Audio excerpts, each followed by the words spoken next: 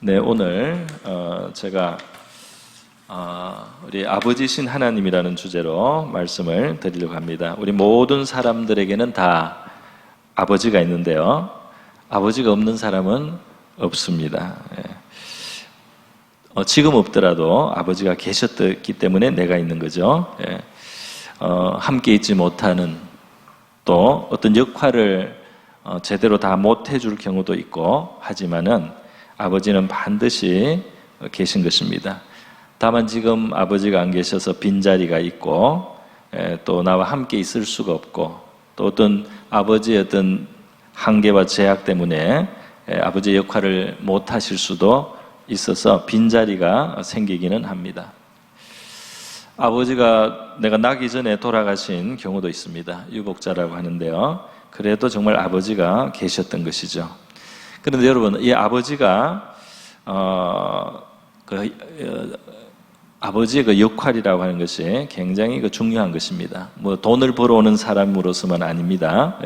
정신적, 정서적으로도 중요한 역할하고, 또 생활 자체도 원래 아버지의 역할은 굉장히 중요한 겁니다. 어떤 신학생의 간증을 들은 적이 있는데요, 자기가 아버지의 존재가 자기의 삶 속에 없이 성장을 해서 자기가 나중에 자라고 또 아버지가 되고 이렇게 했을 때 뭔가 자기 속에 빠져있는 부분이 큰 게 있었다는 것을 나중에 깨달았다고 하는 간증을 들은 적이 있습니다. 우리 아버지라는 것은 우리에게 그 아버지의 그 채워야 하는 아버지의 자리가 있는 것입니다.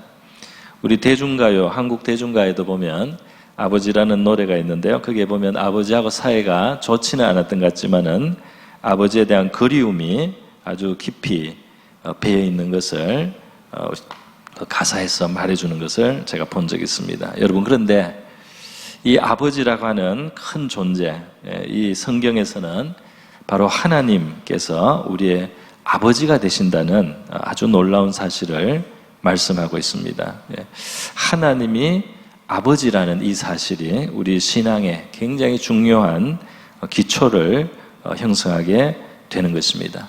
오늘 본문 말씀에 보면 이 아버지와 아들의 사건으로 하나님 예수님께서 사건을 비유의 말씀으로 해주셨는데요, 오늘 이 본문과 또 성경은 다른 곳과 함께 포함해서 이 아버지 되시는 하나님에 대해서 우리가 한번 오늘 이 시간 마음으로 깊이 묵상하고 또 이 진리를 마음에 받을 수 있는 시간 되기를 바랍니다.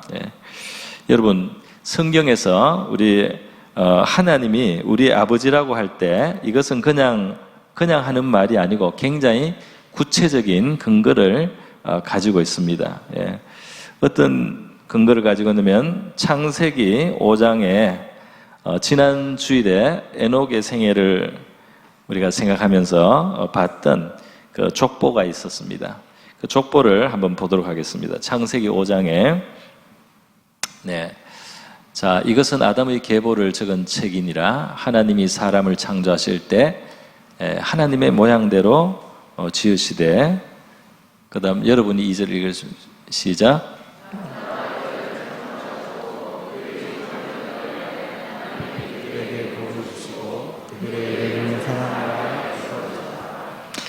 아담은 130세 자기의 모양 곧 자기의 형상과 같은 아들을 낳아 이름을 셋이라 하였고, 아담은 셋을 낳은 후 800년을 지내며 자녀들을 낳았으며 그는 930세를 살고 죽었더라.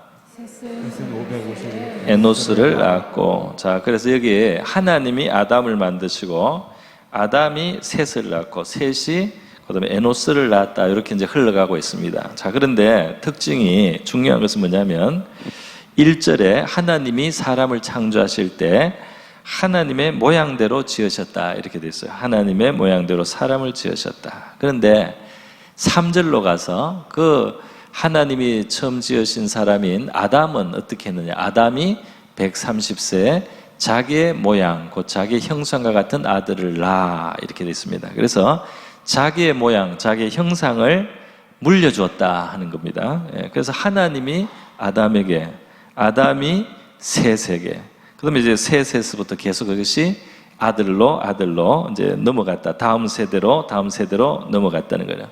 그래서 물론 우리 아담 이후에 인류는 어머니와 아버지 사이에서 이렇게 태어났고, 처음 사람 아담은 하나님이 친히 흙으로 육신을 만들고 또 영을 불어넣어서 생명이 되게 하셨다, 이렇게 되어 있어서요.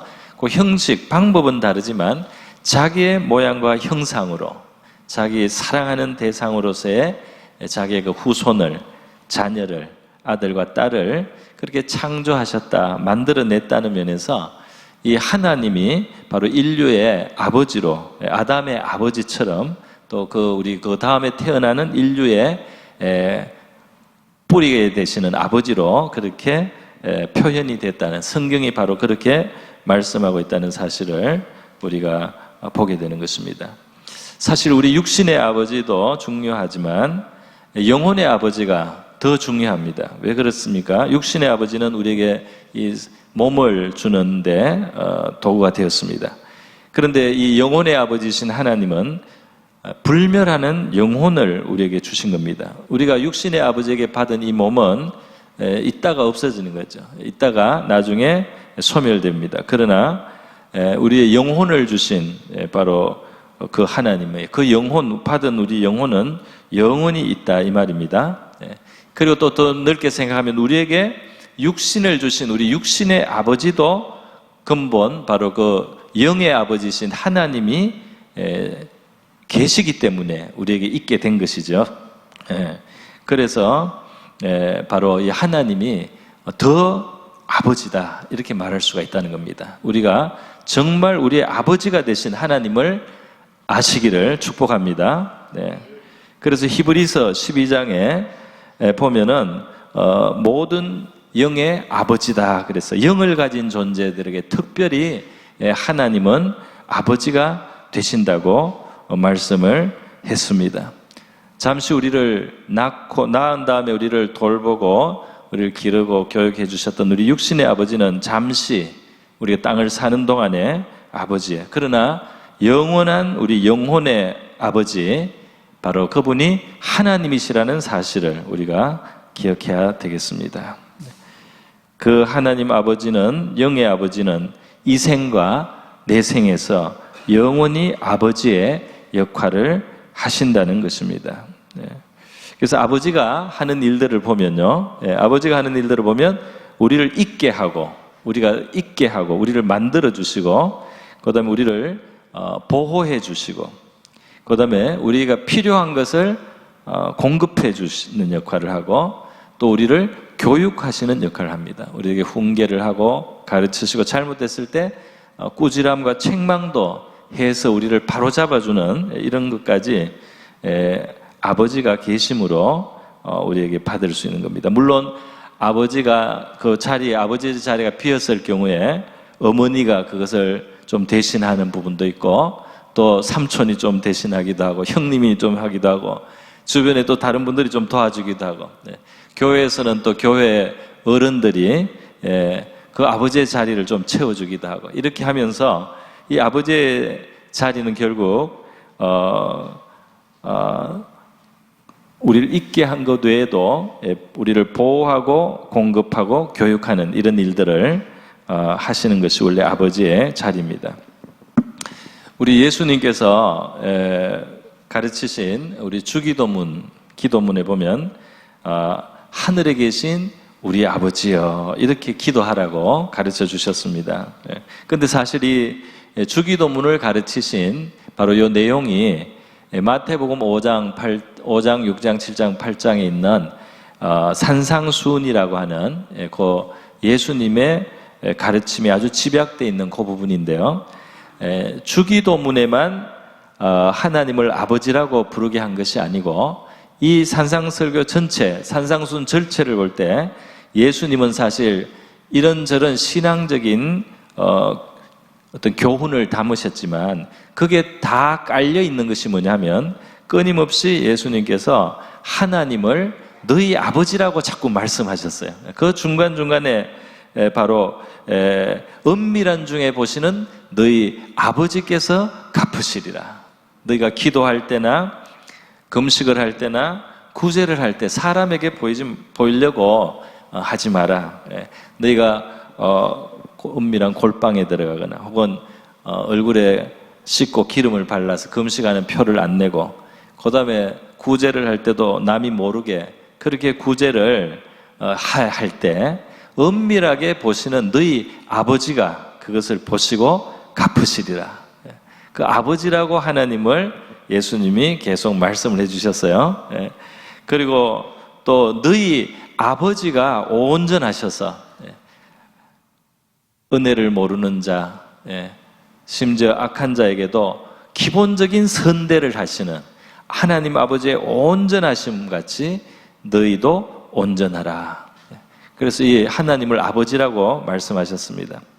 또 우리가 이 세상에서 빛과 소금이 되고 착한 행실을 함으로 이 세상 사람들로 하여금 하늘에 계신 너희 아버지께 영광을 돌리게 하라. 이렇게 예수님 말씀하셨어요. 그래서 예수님의 가르침은 그 가르침 자체에도 중요한 뜻이 있는데 그 배경이 뭐냐면 하나님이 너희 아버지시다. 이 사실을 기억하라는 것입니다. 할렐루야. 하늘에 계신 너희 아버지는 너희에게 있어야 될 것을 아시느니라. 아버지신 하나님이 계시고 우리를 돌아보신다는 말입니다. 여러분, 물론 우리 육신의 아버지가 우리에게 좋은 역할을 해주시고 또 나에게 좋은 본이 되신 경우도 있습니다. 그런 사람은 참 복을 받은 사람으로서 하나님께 감사해야 되겠습니다. 그런데 이 육신의 아버지는 불완전할 수가 있어요. 자리를 지키지 못할 수가 있어요. 또 역기능을 할 수도 있습니다. 자녀에게 오히려 상처, 아픔을 주는 경우도 불행하게도 있을 때가 있습니다. 그러나 그렇다고 할지라도 우리가 하나님 아버지를 우리가 바로 알고 또 깊이 알아갈 때 우리 그런 빈자리 또 우리에게 상처가 됐던 것들이 능히 채워줄 수 있는 줄 믿습니다. 참 의외의 성경 인물이 그 부분에 있어서 어려움이 있었어요. 시편 27편에 보니까 다윗이 바로 아버지 어머니로부터 이 받는 사랑에 좀 문제가 있었던 것 같습니다. 우리가 볼 때 다윗은 그렇게 훌륭한 사람이지만 다윗의 그 고백 속에서 우리가 다윗이 가지고 있었던 어려움을 알 수가 있어요. 사무엘 상의 다윗이 다른 형제들은 아버지가 선지자를 맞이하는 중요한 자리에 다 집에 불러놓고 그 막내 아들 다윗은 들판에 보내서 양을 치겠습니다. 그 집에 종도 있고 사환도 있는데 그 막내 아들은 그 좋은 자리에 놓두질 않고 들판에 보내놨어요. 시편 27편 10절에 아주 특이한 구절이 있는데요. 한번 우리가 기억할 만한 구절입니다. 한번 보여주시면 우리 같이 한번 소리내서 읽도록 하겠습니다. PPT 시편 27편 10절 말씀인데 한번 보여주시겠습니까? 없어요? 자, 제가 읽겠습니다. 내 부모는 나를 버렸으나 여호와는 나를 영접하시리다. 이렇게 말씀되어 있어요. 내 부모는 나를 버렸으나 여호와는 나를 영접하시리다. 그렇게 되어 있어요. 그러니까 뭔지는 모르겠습니다. 구체적인 것은 모르겠는데 내 아버지도 내 어머니도 나를 버렸습니다. 그런데 하나님은 나를 영접하십니다. 할렐루야. 뭐 그런 분은 아주 드물긴 하겠지만 심지어 그렇다고 할지라도 하나님은 나를 영접하시고 나를 버리지 않는다는 말씀이 되겠습니다. 여러분, 그래서요, 이 육신의 우리 나이와 상관없이 사실 우리 사람은 우리의 영혼은 말이죠, 영원한 아버지를 가진 아들과 딸, 자녀입니다. 그래서 어떤 면에서 우리는 나이가 육신의 나이가 먹더라도 아버지를 모신 아들과 같은 자녀와 같은 영혼의 면을 가지고 있습니다. 영혼이 성숙할 수도 있고 영혼이 아주 펄펄할 수도 있고 청년의 면도 있고 아비의 면도 있고 하더라도 우리 한 사람 한 사람의 영혼에는 아이가 있다 이 말입니다. 자녀가 돼 있어요. 그래서 그 자녀인 우리의 영혼을 만족시키고 채워주시는 것은 하나님 아버지가 계시기 때문에 되는 줄 믿습니다. 그래서 하나님을 아버지로 아는 것이 꼭 필요한 거예요. 그래서 요한 1서와 같은 곳에는 우리 성도들을 부를 때 자녀들아 이런 표현을 쓰거나 아이들아 이런 표현을 쓸 때 그 표현 속에 우리 영혼이 아버지를 모신 그런 아이와 같은 면이 우리 영혼 속에 있다는 것입니다. 그래서 아무리 나이가 많아도 우리 영혼은 우리를 품어주시고 우리를 안아주시고 우리의 의지가 되시는 아버지가 필요한 줄 믿습니다. 근데 바로 그 아버지가 하늘에 계신 우리 하나님이시라는 거예요. 이 천지와 만물을 지으신 그분이 독생자 그리스도를 이 세상에 보내서 우리의 죄를 위해서 고난을 당하도록 내어주신 그 좋으신 아버지가 저와 여러분에게 있는 줄 믿습니다. 이걸 믿어야 됩니다. 그래서 여러분, 결국 우리는 어디로 갑니까? 아버지가 계신 곳으로 가게 되는 줄 믿습니다. 가야 될 고향이 있는 겁니다. 본향이라고 하는 것입니다. 본향, 천국을 우리의 본향. 이 본이라는 말, 우리 한국의 주민등록상에 본이라고 하지 않습니까? 본이 어디다, 그 뿌리가 어디에 있다 말이죠. 그래서 그 고향에 가면 보통은 시골이 많은데 가면은 뭔가 편안한 안심이 되는 그 어떤 뿌리가 있는 나를 안정시켜주는 그곳이 있습니다.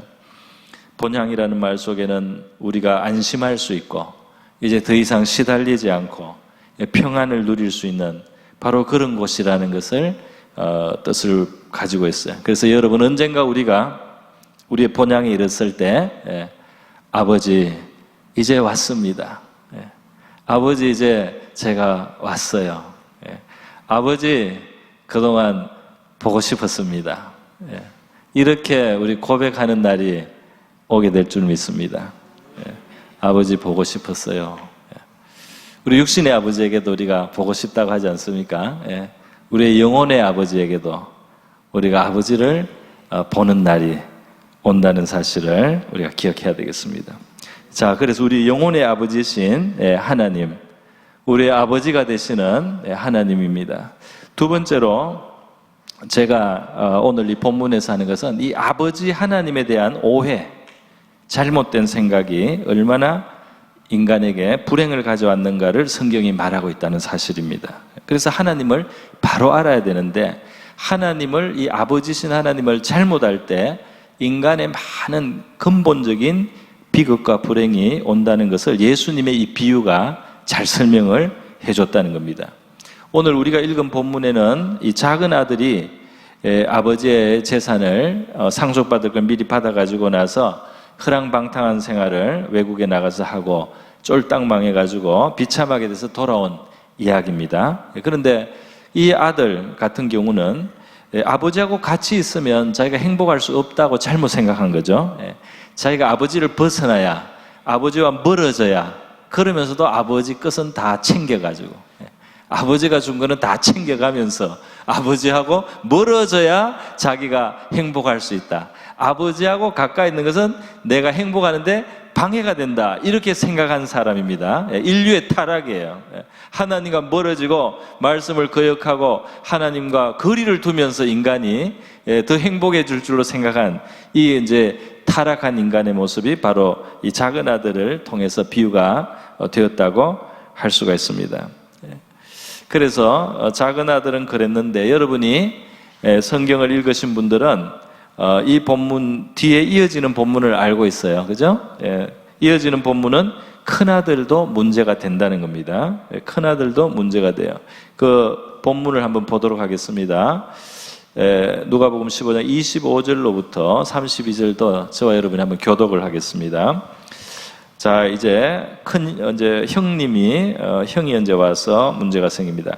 맏아들은 밭에 있다가 돌아와 집에 가까이 왔을 때 풍악과 춤추는 소리를 듣고 종을 불러 이 무슨 일인가 물은데 대답하되 당신의 동생이 돌아왔음에 당신의 아버지가 건강한 그를 다시 맞아들이게 됨으로 인하여 살찐 송아지를 잡았나이다 하니, 그가 놓아여 들어오자 하지 아니하거늘 아버지가 나와서 보나되 아버지께 대답하여 이르되 내가 여러 해 아버지를 섬겨 명을 어김이 없거늘 내게는 염소 새끼라도 주어 나와 내 벗으로 즐기게 하신 일이 없더니 아버지의 살림을 청년들과 함께 삼켜버린 이 아들이 돌아오매 이를 위하여 살찐 송아지를 잡으셨나이다. 아버지가 이르되 예 너는 항상 나와 함께 있으니 내 것이 다 내 것이로되 이 내 동생은 죽었다가 살아났으며 내가 잃었다가 얻었기로 우리가 즐거워하고 기뻐하는 것이 마땅하다 하니라. 아멘. 아멘. 여러분 이 본문을 가만히 보면 작은 아들, 집을 나간 작은 아들도 아버지에 대해서 잘못 생각한 것이고요. 왜냐하면 자기는 아버지가 자기의 행복을 막는 존재 정도로 생각을 했습니다. 그런데 이 아들이 망하고 쫄딱 망하고 비참하게 되고 면목이 없어서 살 길이 없어서 사실은 집으로 돌아온 겁니다. 그럴 때 이 아버지가 보여준 모습은 이 작은 아들을 멀리서 보고도 알아보고 달려와서 팔을 던져서 그를 안고 말이죠. 입을 맞추고 그 냄새나는 아들을 그냥 그렇게 측은히 여겨서 목을 안고 입을 맞추고 그 아들은 회개하려고 하는데 회개하는 말도 중간에 그냥 듣다 말고 이 아버지가 옷을 입히고 가락지를 끼우고 신을 신기고 송아지를 잡아서 잔치를 베풀면서 이렇게 이 아들을 환대하는 이 아버지는 어떤 아버지입니까? 얼마나 이 아버지는 사랑이 많은 아버지요. 이 아버지는 얼마나 은혜로우신 아버지고 얼마나 관대하고 좋으신 아버지예요. 그죠? 네. 그렇게 좋은 아버지인데 이 아버지하고 사는 것이 자기의 행복을 방해한다고 생각했으니까 얼마나 어리석은 생각이냐 하는 것입니다. 네. 뿐만 아니라 이 큰아들도 문제입니다. 이제 동생이 와서 잔치하는 소리를 듣고는 이제 그걸 알게 되었어요. 집에 일하다가 돌아와서 저녁 이제 오후 해질 때 아마 돌아오다가 이 음악 소리를 듣고 잔치 소리를 듣고 이게 무슨 소리냐고 물었더니 그 집의 종이 설명을 해줬습니다. 그랬더니 화가 났어요. 나는 아버지를 섬겨서 이렇게 여러 해 동안 수고하고 일을 했는데 내한테는 염소 한 마리도 안 잡아주고 그런데 이 방탕하게 살다가 돌아온 이 아들을 위해서 이렇게 소를 잡았다 화가 난 겁니다. 집에 안 들어가요. 그래서 자기 아버지가 자기를 박대했다는 겁니다. 그리고 지금 부당하게 행하고 있다는 겁니다. 그래서 아버지가 큰아들이 안 온다는 소리를 듣고 밖에 나와서 왜 안 오냐고 이 큰아들을 데리러 아버지가 나왔어요. 그랬더니 이 아들이 이제 속에 있던 이야기를 그때 하는 겁니다. 나는 아버지를 이렇게 섬겼는데 나한테 염소 한 마리 준 일이 없지 않느냐. 그러니까 그동안 여러 해 동안 자기 생일도 있었을 것이고 무슨 명절도 있었을 것이고 무슨 좀 잔치할 만한 추수날도 있었을 것이고 좋은 날이 있었을 텐데 어쩐 셈인지 이 큰아들은 말이죠 잔치를 한 적이 없어요. 그런데 이 아들의 말은 내게 염소 새끼라도 주어서 나와 내 벗으로 즐기게 하신 일이 없었다. 아버지가 하나도 나에게 주지 않았다. 이렇게 말을 한 겁니다. 그런데 여러분 아버지의 말은 다릅니다. 이 아들이 상황을 잘못 인식하고 있어요. 아버지가 나에게 이렇게 넉넉하게 나에게 좀 기쁨을 가질 수 있도록 그렇게 안 해줬다. 이것이 이 아들의 말인데 아버지의 말은 완전히 다릅니다. 뭐라고 합니까? 너는 나와 늘 함께 있었기 때문에 내 것이 다 너 것이었다는 겁니다. 너가 잔치를 했으면 됐다는 겁니다. 내가 그것을 막지 않았을 거라는 거예요. 네가 열심히 수고하고 추수날 잔치를 벌린다든지 네 생일을 맞아서 친구들을 불러다가 잔치를 했을 때 내가 그걸 막느냐? 나는 너에게 권한을 다 줬다는 겁니다. 여기 있는 건 네가 열심히 내 아들로서 열심히 일을 하고 또 내 아들이니까 네가 자유로운 결정권을 가지고 거기에 있는 짐승 중에 적당한 거 잡아가지고 그렇게 먹을 수 있는 그런 자율성과 그런 권리도 너에게 다 내가 준 거단 말이야.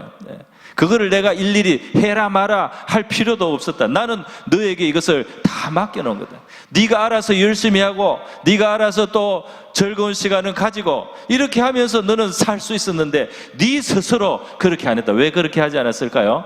아버지가 그런 것을 허락하지 않을 거다. 아버지는 인색한 분이다. 아버지는 나한테도 그런 걸 아끼는 분이다. 내가 그런 것을 요구해도 아버지는 거절할 것이다. 이렇게 아들이 마음속에 아버지를 판단하고 있었다 이 말입니다. 아버지를 굉장히 째째하게 생각을 한 겁니다. 아버지를 굉장히 옹졸하게 생각을 한 겁니다. 이 아들의 정신은 아들의 정신이 아니라 종의 정신을 가지고 있었어요. 주인의 눈치를 슬슬 보면서 말이죠. 그러면서 이 주인이 또 각박한 사람으로 속으로 생각하고 스스로 많은 제약을 줬습니다. 여러분, 하나님 아버지는 절대로 그런 분이 아닌 줄 믿습니다. 종으로 하나님을 대하지 말고 아들로 대하시기를 바랍니다. 종이, 특히 노예가 주인을 대하는 것과 아들이 아버지를 대하는 것은 달라요. 똑같이 아버지의 집에서 일을 해도 자세가 다릅니다. 어떻게 다른가요? 종은 혼나지 않기 위해서, 또 자기 먹을 것을 그대로 유지하기 위해서 일을 하는 좀 종의 그런 정신이 있을 수 있습니다. 아들은 어떻습니까? 이 일을 하면 아버지의 재산이 늘어나는 거고, 아버지의 재산은 또 자기의 재산이 됩니다. 그러니까 이 아들이 일을 할 때는 더 성심성의껏 할 줄로 믿습니다. 똑같은 일을 해도 아들의 자세로 일할 수도 있고 종의 자세로 일할 수도 있다면, 종은 눈치를 보고 겉으로 보이는 데 신경을 쓰지만 아들은 아버지의 재산과 아버지의 산업과 아버지의 기업이 진정으로 잘 되게 하는데 관심을 가지는 줄 믿습니다. 그게 아들의 자세 아니겠습니까? 아들은 지금 당장 어떠냐 이런 걸 보는 게 아니라, 종은 그리고 눈치를 봐서 이 주인이 너무 어려워서 그런지 몰라도 종이 뭔가 이렇게 자율적으로 하지를 못합니다. 그러나 아들은 스스로 판단을 하는 겁니다. 스스로 판단을 해서 이것이 정말 좋겠다 하면 이렇게 하고, 저것이 정말 좋겠다 하면 저렇게 하고, 또 너무 무리가 될 때는 쉬기도 하는 거죠. 아들은 그렇게 합니다. 지금은 내가 잠깐 잔치를 하고 친구들을 부르고 잔치를 하는 게 장기적으로 더 낫겠다. 그러면 아들은 그렇게 할 수 있단 말이에요. 종은 그렇게 할 엄두가 나지 않습니다. 여러분, 아들은 더 자유를 가지고 있고 더 권리를 가지고, 그러면서도 더 성심껏 하는 것이 아들의 자세인 줄 믿습니다. 우리가 하나님을 대할 때도, 하나님을 섬길 때도 종의 자세가 아니고 아들의 자세로 섬길 수 있기를 바랍니다. 하나님이 이제 그런 걸 더 기뻐하시는 거죠. 그래서 이 큰 아들은 아들인데 종의 정신을 가지고 살았어요. 그리고 마음에 불만이 가득 찹니다. 그리고 다른 사람에 대한 아버지의 후하심과 은혜와 사랑을 인해서 화가 납니다. 미워져요. 사람이 미워져요. 아버지에게 불만이 일어납니다. 우리가 종의 정신으로 하나님을 섬기고 또는 아들의 정신으로 섬기고, 이게 이제 구분이 되는 겁니다. 그것을 구분할 수가 있어요. 우리가 아들의 정신으로 하나님을 섬긴다면 우리가 마음이 넓어질 줄 믿습니다. 넓으신 하나님의 마음을 우리가 그걸 누리고 사는, 그 아버지를 누리고 사는 아들이기 때문에, 이 아들이 만약에 큰 아들이 종의 정신이 아닌 아들의 정신으로 그 집에서 열심히 일하고 또 필요할 때 잔치를 하고 이렇게 즐겁게 살고 그러면서도 아주 충성되게 아버지의 집에서 일했다면, 그 나가서 허랑방탕하게 살다가 돌아온 그 동생을 보면 불쌍하게 생각이 들어야 돼요. 그리고 그 동생을 아버지가 잘해주는 걸 보면 하나도 부럽거나 그게 자기가 손해본다는 생각이 들지 않습니다. 왜냐하면 자기는 정말 보람있게 살았기 때문에, 자기는 정말 아버지의 은혜와 사랑 가운데 정말 잘 살았기 때문에. 그리고 저 동생은 창기와 먹어버리고 허비하고 인생을 낭비한, 무슨 동생이 뭘 누린 것이 아니고 동생은 불행하게 살았습니다. 그 동생의 삶은 가치가 없는 삶을 살았기 때문에 불쌍하게 생각할 수가 있는 거죠. 그 아들이, 그래서 우리가 다른 사람을 볼 때, 마음에 얼마나 관용이 있는지, 얼마나 우리가 다른 사람을 용납을 해줄 수 있는지, 또 다른 사람을 얼마나 미워하지 않는지, 그것이 우리가 어떤 자세로 신앙생활을 했는지를 알 수가 있습니다. 내가 하나님 앞에 종처럼 하나님을 쩔쩔매면서 아주 인색한 그 좀 기분 나쁘게 하면은 내가 아주 그냥 해를 입을 그런 안 좋은 사람처럼 하나님을 대한다면 우리의 마음도 좁아져요. 우리의 마음도 좁아집니다. 그러나 우리가 하나님이 돌아온 아들을 용서해 주시고 사랑해 주시고 그 허물을 덮어주시는 그런 하나님 아버지의 선하심을 우리가 알진대 우리의 마음이 넓혀질 줄로 믿습니다. 넓은 마음을 갖는 거죠. 그거를 우리가 누리고 사는 거예요. 그래서 결국 이 하나님에 대한 잘못된 오해가 불행을 가져온다면, 이것은 원래 인류가 타락할 때 뱀을 통해서 사탄이 인간의 마음에 집어넣었던 바로 치명적인 독입니다. 하나님이 왜 못 먹게 하느냐? 너희들이 완전해질까 봐 그래. 하나님은 너희들의 완전함을 가로막고 있어. 너희들의 행복을 막고 있는 거다. 하나님에 대해서 나쁜 지식을, 나쁜 선입견을 집어넣었다 이 말입니다. 마귀가 그렇게 하는 거예요. 마귀가 하나님과 같이 있으면 너희들은 행복 못해져. 하나님을 섬기는 것은 손해보는 짓이다. 하나님을 섬기는 것은 손해보고 억울한 일이다. 하나님은 인색하다. 이런 마음을 우리 속에 자꾸 생각을 집어넣어가지고 우리 하나님과의 대하는 자세가 잘못되게 만듭니다. 그러나 여러분, 오늘 이 예수님께서 이 비유를 통해서 하나님이 어떤 분이신지 우리에게 설명해 주신 줄 믿습니다. 이거를 우리가 곰곰이 생각을 해봐야 되겠어요. 그래서 이 아버지가 그 큰아들의 문제를 또 온유하게 바르게 깨우쳐주고 있는 것을 우리가 본문에서 볼 수가 있는 거죠. 자, 그렇기 때문에 여러분, 우리는 하나님을 바로 아는 것이 정말 중요하겠습니다. 하나님을 바로 아는 것, 하나님 아버지를 바로 알게 해달라고 우리 하나님 앞에 우리가 겸손하게 기도도 할 수 있는 줄 믿습니다. 그래서 에베소서 1장 같은 곳에 보면은 우리 하나님을 알게 해달라는 기도가 나옵니다. 우리에게 신령한 지혜와 총명을 주셔서 우리 하나님을 알게 해달라는 기도, 하나님을 잘 알아야 되겠습니다. 자, 여러분, 마지막으로 세 번째로, 그래서 이 바른 지식이 있어야 되겠고, 하나님 아버지에 대한 바른 지식이 있어야 돼요. 세 번째는 우리가 아버지와 아들의 관계는 발전해 나가야 됩니다.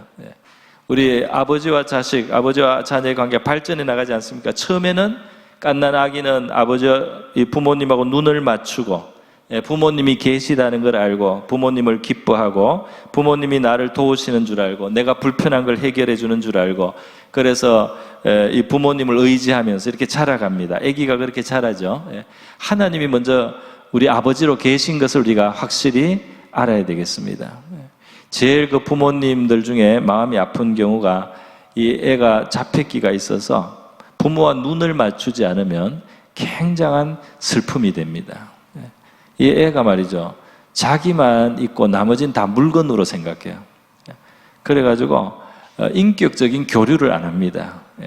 그냥 자기 욕망을 채우고 살 뿐이에요. 그리고 자기가 만족되지 않으면 성질 내고, 이게 이제 자폐증입니다. 이 눈동자를 안 봅니다. 이 교감을 안 합니다. 다른 거는 다 자기가 살면서 그냥 이용하는 대상일 뿐이에요. 그거 자폐증입니다. 그런데 인간의 우리 아기들이 가진 가끔 그런 병들이 우리 영적으로 보니까 사람도 하나님이 우리를 사랑의 눈으로 바라보고 있는데 그 하나님의 사랑의 눈동자를 있다는 것을 인정을 안 하고 그거를 마주 보지를 않고 그것을 보고 미소를 짓지를 않고 자기 세계로만 사는 그런 인생은 어떤 의미에서 영적인 자폐증과 닮았다고 할 수가 있어요. 그건 하나님 아버지에게서는 큰 슬픔이라고 할 수가 있습니다. 그래서 우리를 사랑하심으로 우리에게 먹을 것을 주시고 우리를 입혀주시고 우리를 돌봐주시는 그 하나님의 손길을 느끼면서 감사하고 그 하나님의 사랑으로 우리를 대하고 있다는 걸 보고 우리가 화답을 하고 감사하고 찬송할, 그래서 우리 인격적인 하나님과의 교류를 하는 이것이 하나님께는 기쁨이고 우리에게는 구원이 되는 줄 믿습니다.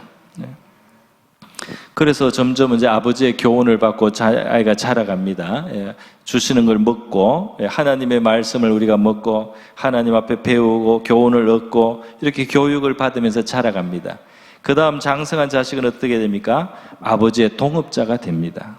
아버지의 기업을 물려받게 돼요. 아버지의 뜻을 수행하게 됩니다.